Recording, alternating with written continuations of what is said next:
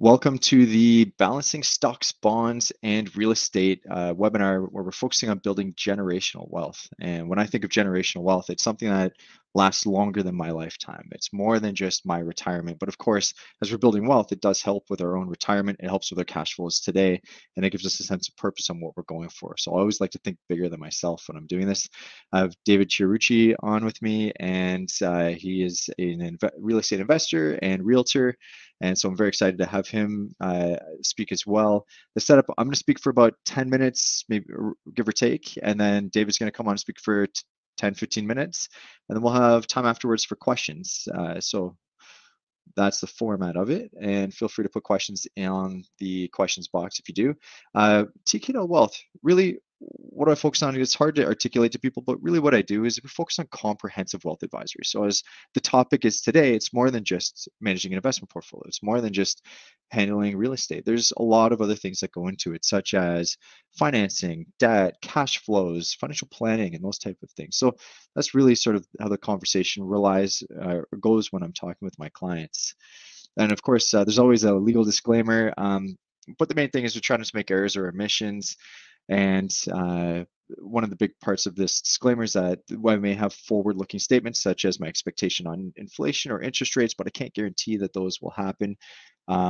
If I'm talking about any financial securities or advice or just know that I'm not soliciting those securities, nor is that advice for any individual. So I always recommend you seek the help of a licensed professional prior to acting on this. And I don't provide tax or legal advice, although we do broach the subject. So just for disclosure purposes, there's 3 different registrations. When I'm talking on the investment side, I'm talking through TKW Wealth Management as a portfolio manager. If it's through mortgages, it's TKW Wealth Mortgages as a mortgage broker.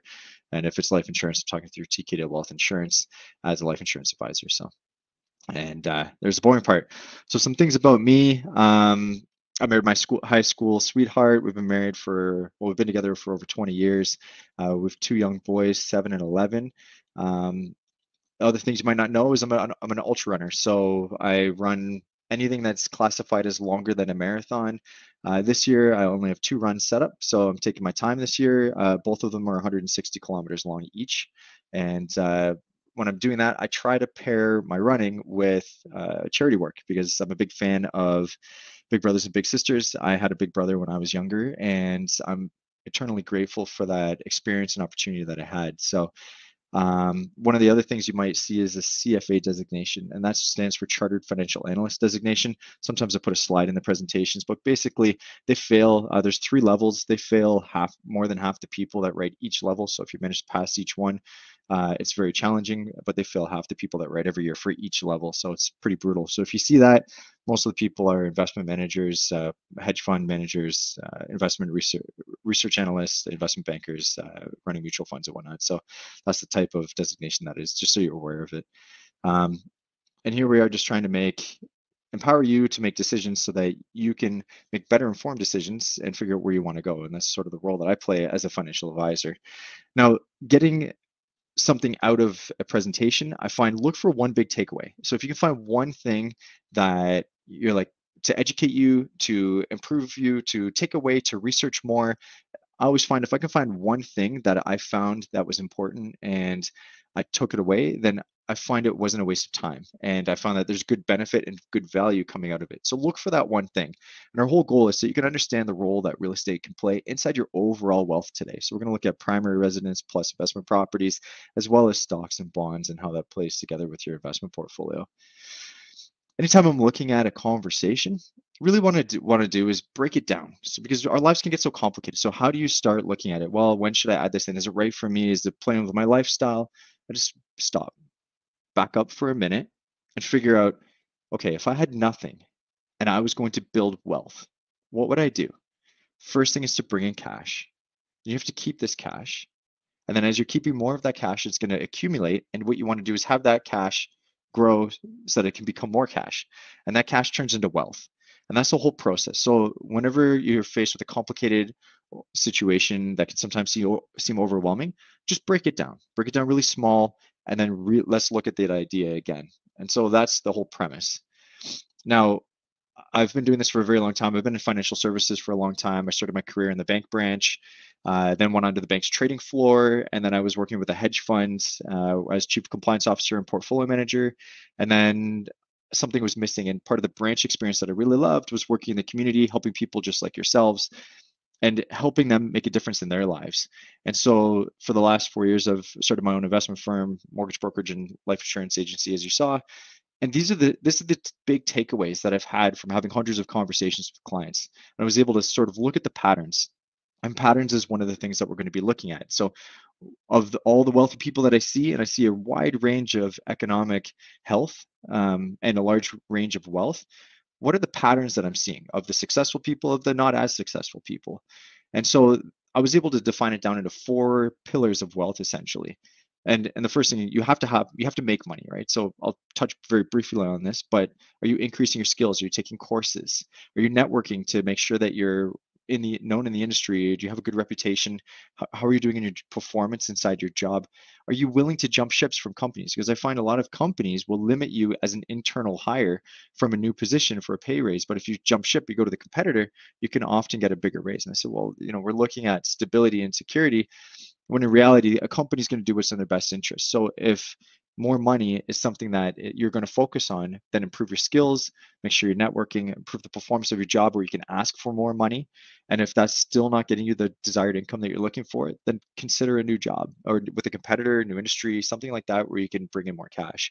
As you Now that you're bringing in money, you have to be able to keep it. So I talk to a lot of people about raising the bar because we're valuable. Our time that we spend making money is is hard and it takes a lot of time.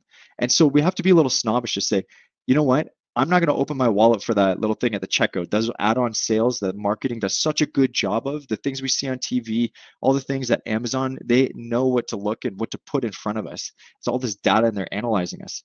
And what we have to do is we have to raise our bar to say, I'm not going to spend on those other things because there's an opportunity cost.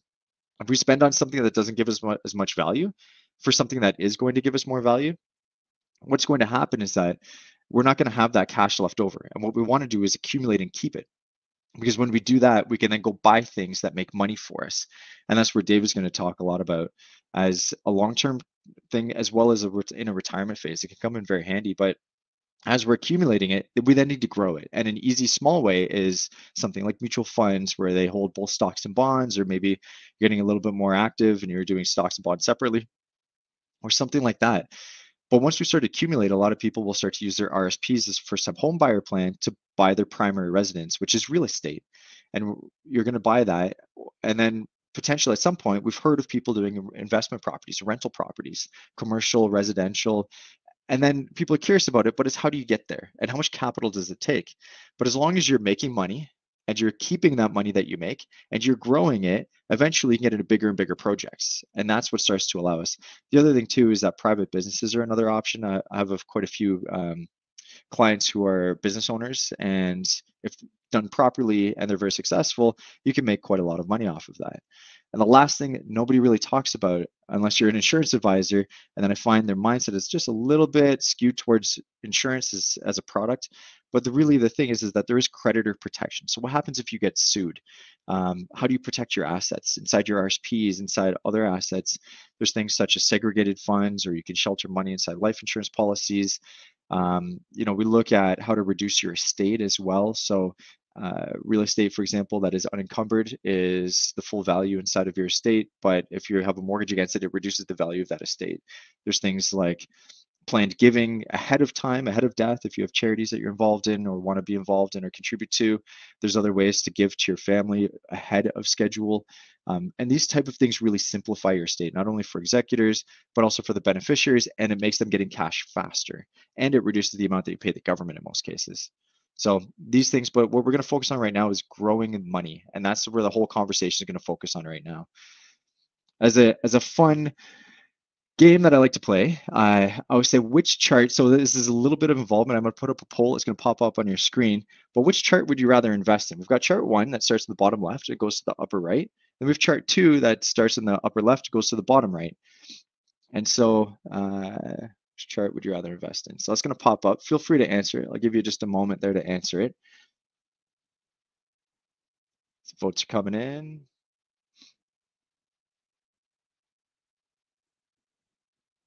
Excellent.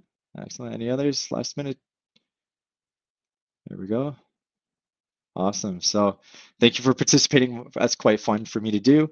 And it's actually a trick question because it we need more information. Of course, I gave you not a full picture about what to invest in, but I do like an upward sloping trend rather than downward sloping trend. But what we really need to focus on is not what's happened in the past, but what we think is going to happen in the future. So, for example, in the summer of 2021, we knew that interest rates were bottomed out. And so if you look at interest rates over the last 30 years, you'd see them going down quite steadily. With some hiccups over the ways, but interest rates are going down.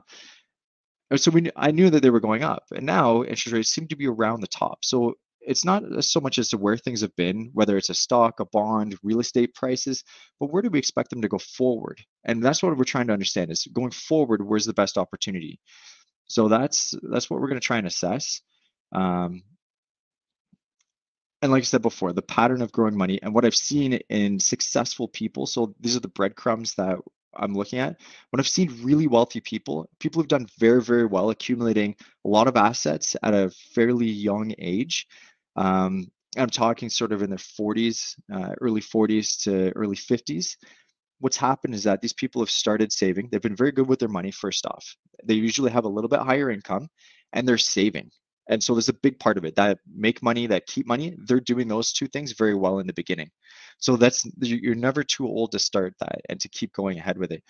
But what they do is they start investing in their RSPs and then they use that as a first time home buyer to withdraw and buy their first home. And then now they're using leverage. And I'll get into that in a second. And then once they've bought their first home, now they're looking to increase their wealth, and then would they get into real estate and investment property. So they're continuing to save in their RSPs, they're continuing to save cash, they're paying down their primary residence, and then at some point they're jumping into rental properties. And those are the people that I see have a lot of net worth because they've had the real estate appreciation over a long period of time. I've had someone else paying down those mortgages to increase the equity, and this providing cash flow. In most cases, is positive cash flow, but you have to be careful. So, David will talk a little bit about cash flow as well. But that's the success recipe where I've seen the most people with the most wealth. It's happened because they've made a reasonable amount of money. They've saved a lot of it. They've invested in financial assets, bought their first home, and bought a rental property, and then rinse and repeat with rental properties. So that's the big thing. The only thing I want to talk about is leverage. I'm right near the end of my slides. So before I pass it on to David, and leverage can be good or it can be dangerous. If you overextend and there's a cash flow hiccup, that can be a very, very problematic. But what people don't look at is they look past this, they don't take on any more debt, but they buy their first house and then they stop. And that can be problematic because they're not thinking, why don't we do this again?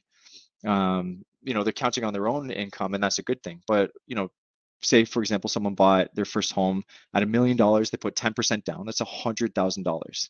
Let's say over a period of time, and I'm not talking 6 months, but over a longer period of time, the home increases by 15%. So you would have gross profit of $150,000 on $1 million. The value of the home increases in value by 150,000, and you only put 100,000 down. So if you put 100,000 down on a property, and now you've made $150,000. This is $250,000 or 250% gross return. That's a huge amount of return in a relatively shorter amount of time, but it only required a 15% increase. And we're often okay doing this in our primary residence, but when it comes to rental properties, people are hesitant to take on leverage. So that's where it's good debt, bad debt. Taking a loan out to buy a couch, probably not the best idea. Taking a loan out to buy investments, possibly a better idea. Minus, let's say you're going to look at fees, $95,000, and you're left with or let's say you're left with a profit of $95,000. Therefore, you're having a 95% return on the original 100%, and now your equity is $195,000. And at the same time, over that time period, your mortgage would have also been paid down. So think of leverage, thinking how to utilize it. It's a tool, and it's when done properly and utilized properly, it can be very powerful. So, and the other thing too is thinking about long term as well, because all asset prices go up and down, as we've seen. People often forget that home prices do go down, but over a long period of time, they tend to go up. And why real estate? So if you already have liquid assets, savings, RSPs, TFSAs, helping you prepare for the rainy day, and you could do that, then you're in a good position knowing that you're not asset rich, cash poor. So you'll have that buffer there. you can also use the existing equity in your home, right? Our home is equity, but it's stagnant and it's there, but it can be utilized. We need to think of ourselves as a business. We often advocate for our employer a lot better than we do ourselves. And so if we can advocate for ourselves better and be more efficient, there's no way that our employers would let hundreds of thousands of dollars of capital just sit there not being utilized. They're going to utilize it and optimize their amount of return that they can get on their existing equity inside their business without overextending themselves. And that's the balance that they try to do. And what they're trying to do is create cash flow from those assets. And we should be doing the same thing as an individual. There's no reason that we should be sitting on the sideline playing a very passive game when we can get a little bit more involved and making sure that we're doing a little bit more investing, a little bit more making money, a little bit more keeping money, a little bit more growing money, and making sure to protect those assets. So one of the things that I find that people have as a hurdle is not knowing where they're at. And the financial plan is a very key piece of this. And I would argue that most financial plans aren't actually plans. What they are, they're just an analysis, and they require steps involved. So there's an analysis, a projection, and then what are you going to do next about it? And then so that's point number two. Find out what changes to make. And that's when a financial plan becomes a plan. And the whole goal is that you can build more wealth. And as you're improving your wealth, it also improves your retirement. So you can get active and get into the retirement game. That's what helps. And lastly, so if you have any questions for me, you can be reached afterwards. You'll have my contact details, and I'll send out David's contact details as well. But, get a financial plan, figure out where you're at, figure out where that will leave you in retirement. And I'm happy to do that complimentary to anyone that's on the webinar. And then we can also, if a rental property is something that not only fits your financial goals, but your also lifestyle goals, we can also look at getting you pre-approved as well for the mortgage in order to finance a rental property or investment property. So, and without further delay, I would like to introduce David to talk about real estate in specific. And so I'm going to flip it over to David. So thank you for listening to my part of the presentation, and David's is coming up now. David, if you can't see the whole thing on your window, there's a little zoom out button that you can zoom out your slides on, because sometimes it gets a little compressed. So. Perfect. Thanks, Trevor. So to build off of what Trevor said, and is building generational wealth, right? We want to look at things long term. When you invest, the best investors always look long term, and that's what it's all about. And real estate is a great way to build wealth very slowly, tremendous wealth in a slow manner. And sorry, Trevor, how do you jump to the next slide? Right at the bottom. Do you see the little zoom thing and the page numbers at the bottom? I don't see the page numbers. Oh, okay. I'll just do it for you. Just say page and I'll flip it for you. Cool, thanks. So a little bit about myself. I've been investing in the GTA for past 15 years, give or take. The first property was at the age of 22. Full disclosure, my father was a big contributor, the primary contributor to help me get that property. And since then, I invested quite a bit in other different areas, primarily in the GTA. I'm a realtor by trade, and I focus on working with investment clients. Of course, I'll help you buy and sell your primary residence, but the niche I like to work in, because it's truly what I love, is to work with investments. I was the former CEO of Keller Williams Empowered Realty, which is in Richmond Hill. So for a year and a half, I helped open up and grow the brokerage. I'm still part of the leadership of that brokerage, and I'm part of the growth of it. So I help grow the brokerage from a numbers point of view, from a realtor count point of view. And as an investor, I've done almost everything. I've bought and hold. I've BIRD, which we could talk about a little more, which is buy, fix, rent and refinance. I've done value add projects, so that's pretty much renovations, and I've dabbled in some condo stuff as well too. My current portfolio value, give or take, depending on the day, is $7 million. Next page, please, Trevor. So I just want to run through a couple of my investments just to give you an understanding of what real estate can do for the long term. This particular project was the first property I ever co-invested in. This was the one that actually my father helped me get into at the beginning in 2007. The reason I want to bring that up, obviously, it's a huge help to have someone that can do that for you. But when people feel like they're priced out of the market, they should think partnerships, and that's what allowed me to accelerate where I am today, is primarily through partnerships. So we purchased this back in 2007 for 593. It's a legal duplex. The current monthly rents is 6,200, and the current estimated value is 1.65 million. So the cash on cash return, and this is where leverage comes into play. When we talk cash on cash return, it's essentially the down payment plus any other cash you had to put up to be able to acquire the asset. So the return that I've gotten or we've gotten since then has been 980%. So over 15 years, we've returned on the cash invested about 980%. The annual appreciation on the property year over year has averaged at about 7.6%. So the beautiful thing about real estate is the leverage that you get, right? And this is something that Trevor's talked about, and I'll go into more, is that when you purchase a property, the down payment, the return that you have on the cash invested isn't on the down payment. The 7% isn't calculated on the $120,000 that was invested. It's on the full purchase price of 593. So you're able to accelerate your returns significantly more than if you were to benchmark your return on the cash invested. And then just your price appreciation that I've had on this property is 278% for those 15 years. And back in 2021, my wife and I purchased the property off my dad and acquired it fully from him. And he took the proceeds and now is in retirement himself. So I want to show this property because it shows you long-term how powerful real estate can be and what kind of returns you can create for yourself. So, us being in our 30s, 40s, and 50s, going out 10 years, 15, 20 years, these are the type of returns that you can get. Next page, Trevor. So this is a more recent investment I did that's out in Hamilton. So again, another duplex. We purchased it 7-8 years ago now for $354. It currently rents at $2,700 a month, which is actually way below current markets because the tenant that we have upstairs has been there since the beginning. However, our cash on cash return, my partner and I, has been 504%. So again, the money that we invested has returned 504% in the past 7 years.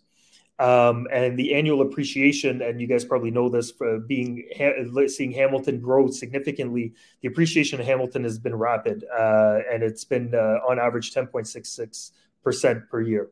And the price appreciated 184% in the past 8 years. So very powerful returns. Next page, Trevor. Thanks. So when I look at a real estate investment, anyone who knows me knows I've been very bullish on real estate. I feel like it's one of the best investments, and it's an investment I really understand. Whoops. Someone just texted me and it clicked off my screen. So the reason it's important is because we have to think long term, right? And if we need to think about where we're going to be long term and into our retirement, we have to look at what are the trends, right? And the trends are that we can experience that we should generally expect to live beyond 90 years. 30% of Canadians right now are already living beyond 90 years. And with the increases, with the improvements of technology and healthcare, better living styles, our average age is going to continue to go up. So, a couple of stats that kind of really drive home this point is 500,000 Canadians are expected to retire this year alone. And 64% of them, so almost 2/3, expect to work in retirement due to a lack of savings. So this is why I feel real estate is such a powerful tool to be able to not only protect yourself against something like that, but actually accelerate and live the life that you want to live into retirement. So whether that's vacations, helping out your kids, planning for your kids' futures, these are real estate is a great wealth accelerator. 1 in 3 retired Canadians are still working, and they're doing that because they don't have enough savings.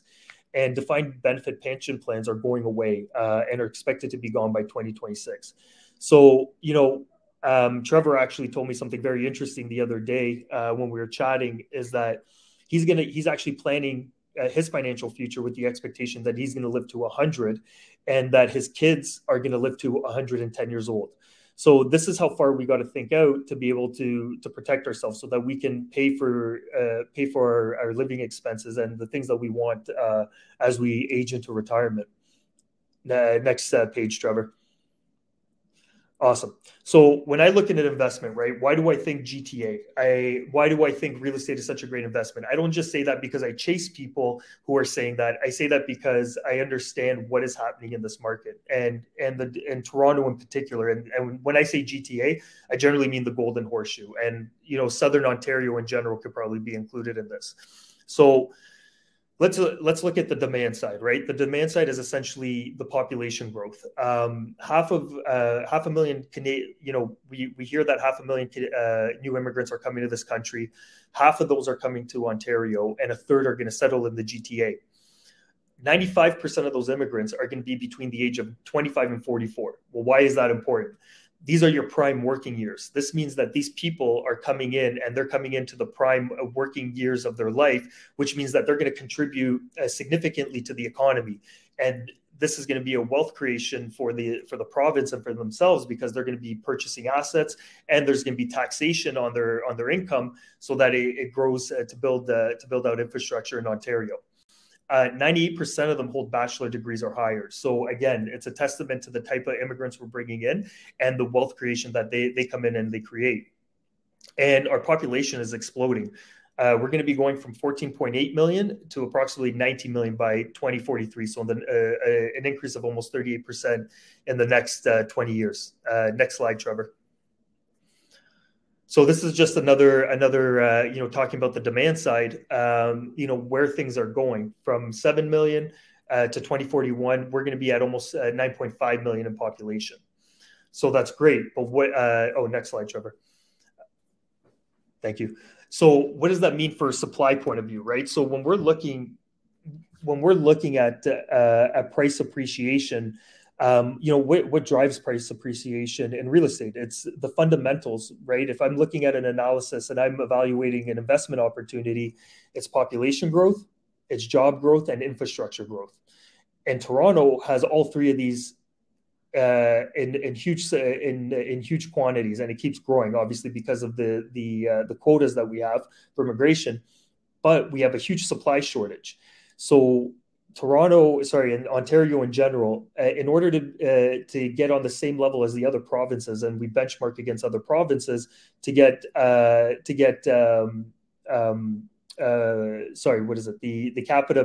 homes per capita is 650,000. So we're already short 650,000 new homes just to get benchmarked at the same level as the provinces. So we are the fastest growing province. We're the most fastest growing economic province, and we have the biggest housing shortage of everyone. And the government of Ontario has come in and said that they want to be able to build 1.5 million homes in the next 10 years. However, we've only had half of that last year in 2022, half of those housing starts. So our demand is inflating, but our supply is not catching up. And it's actually, as our demand is increasing, our supply is actually being further constrained because they can't even keep up with it. This is just going to increase the appreciation. This is going to increase the demand. And I think in the next 10 years, once we get through this recessionary period, we're going to see massive growth in price appreciation and housing. Next slide, please. Thank you. So just a quote from Warren Buffett, who's obviously considered one of the best investors of all time. So if you don't find to make money while you sleep, you'll work until you die. So, just to drive home the point that, we need to find ulterior places to put our money so that the money can work for us while we're doing other things. Next slide, please. So again, going back to an investment thesis and understanding why real estate can be a better investment. I don't want to just say it, I want to prove it. So when we look at the GTA real estate market and we benchmark it against the Toronto Stock Exchange, if we look at the returns in the past 20 years, the TSX has returned on average 5.2%. In the past 20 years, the GTA market has returned 7.6%. So 100K invested in the TSX would be worth $275,622 today, whereas in the GTA home market, it would be worth $432,758.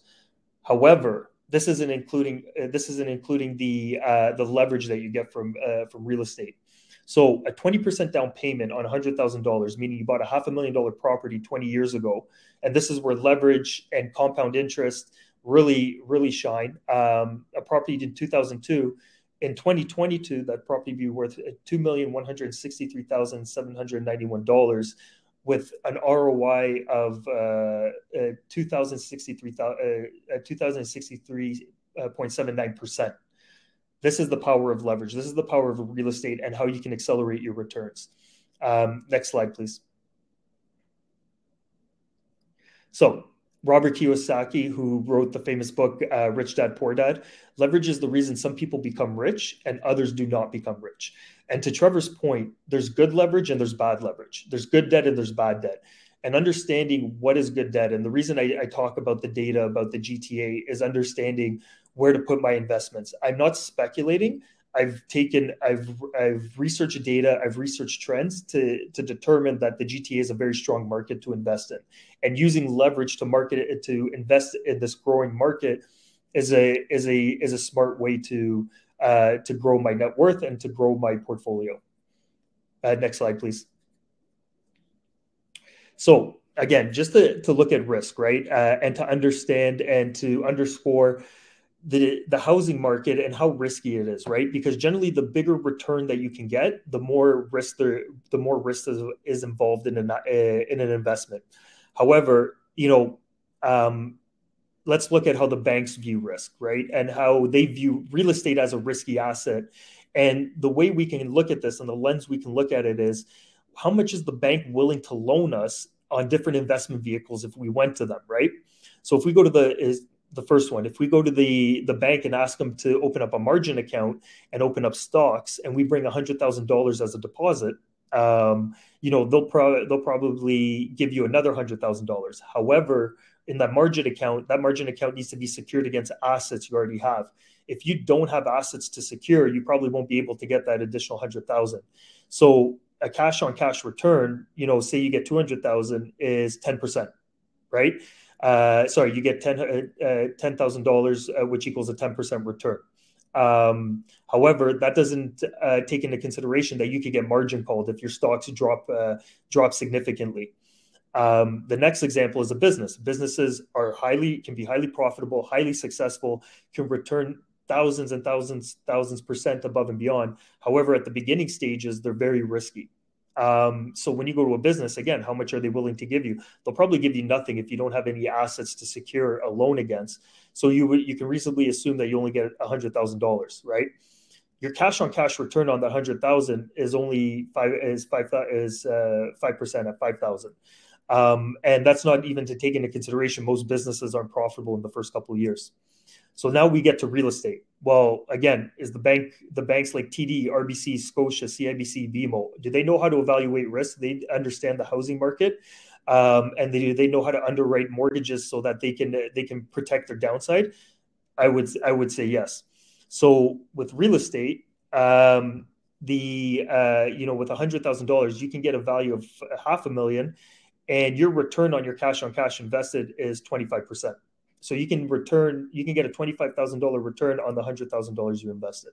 Again, just to show you how real estate works. Next slide, please. Okay. So last but not least, this is just to show you a P&L of a recent investment that I analyzed.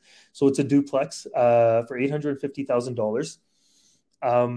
What you want to look at, and the three ways that you make money on a real estate investment property, is through the cash flow itself. Because of interest rates and where they are right now, there's actually no cash flow on this. So if you're comfortable going into a slightly negative position, you can still be very profitable. And the reason you could still be profitable is because of the mortgage pay down you get, which is the rental income that you get from renters paying down the principal of the mortgage on a monthly basis. The second part of it is the annual appreciation. Again, the leverage piece. This is where your biggest return comes in. So that, if you can see at the bottom, the $58,844, that's a 5% return, not on the money I invested, which is 170,000. It's on the purchase price of 850,000. So you can again accelerate your returns and accelerate a year to year conservatively, because 5% is the conservative number. That's the historical appreciation rate in the GTA. When you add all three of these components up, your annual return on that property uh, conservatively will be 34.61%. So again, you compound that year over year, that 30, call it 35%, you are accelerating your wealth at an extremely rapid pace. This is, extrapolate that over 15, 20 years, and you have a money making machine. And over time, even though there's no cash flow, with the mortgage pay down, with rent increases, when you get rent turnover, that's when your cash flow comes in. So your property should be cash flowing in 5 years, and then really cash flowing after 10 plus years. So that's an investment opportunity. Just the next slide, please. And this is me. This is my card. I just if you guys want to reach out, talk about buying and purchasing properties, understanding what's involved in getting in your next investment, and even helping you with your primary residence if you need to buy or sell those, I'd be more than happy to. So thank you very much. I'll just leave it to Trevor now, and we could open it up for questions. Yeah, if anyone has any questions, again, there's a questions box there that you can put something in. And so we're always happy to answer any questions. We'll give it a few minutes, but David, thank you for putting that together. It was awesome to see the breakdown. And I love, more than concept, I love seeing the actual examples. So I'm a big, don't tell me about it, show me about it. And that's what I think you did a great job of, showing some actual examples, then breaking it down to something that's in the market. So, we're looking backwards, but then again, it's regardless of where things have been, it's looking forwards, where do we expect it to go? And that's that, which chart would you rather invest in, chart one or chart two? And over the last year, we've seen real estate prices go down because of rising interest rates.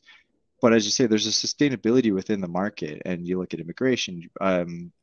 Just an example of the last couple of mortgages that I've funded, my buyers have been in multiple offers again. And we're talking about recession and how expensive mortgages are, and now what we're seeing is a pickup in the market, and it's competitive again. And these aren't people being aggressive in the market either. They're people who are just looking to buy a home, and it's often their first home, and they're not buying anything that's egregious. I'm seeing families trying to put together money, and some of them are new to Canada, and they're just trying to buy a home so they can put their family in it rather than rent a smaller place that they've outgrown. And these people have good incomes. They're making money. They're keeping money. They've been growing money, and now they're looking to continue to grow inside of their own investment. And so that's been incredibly heartwarming for me to be able to help them out with that. And but it talks about a level of support for the economy as well as real estate.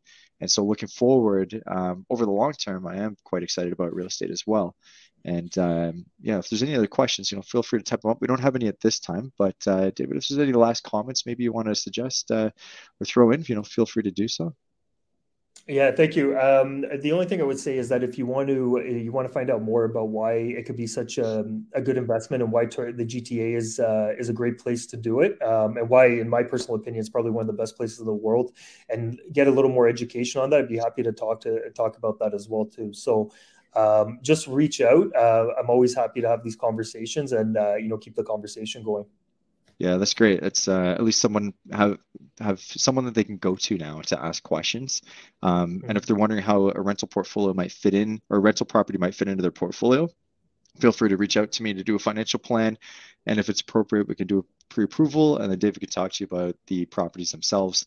And David, just from your personal experience in the investment market, I know you'll be a great asset to people. So thank you for talking about your experience and sort of what you're seeing, and your experience not only personally on the investment side, but in the real estate market itself. We don't have any other further questions, but so we'll end it here. But I just want to say thank you, David. Thank you for everybody showing up, and anyone that's watching this on the replay. Thank you as well for getting this far. But feel free to reach out, TK Dale Wealth or David Chiarucci at the contact information here. Thanks, everybody, and have a great day. Thank you.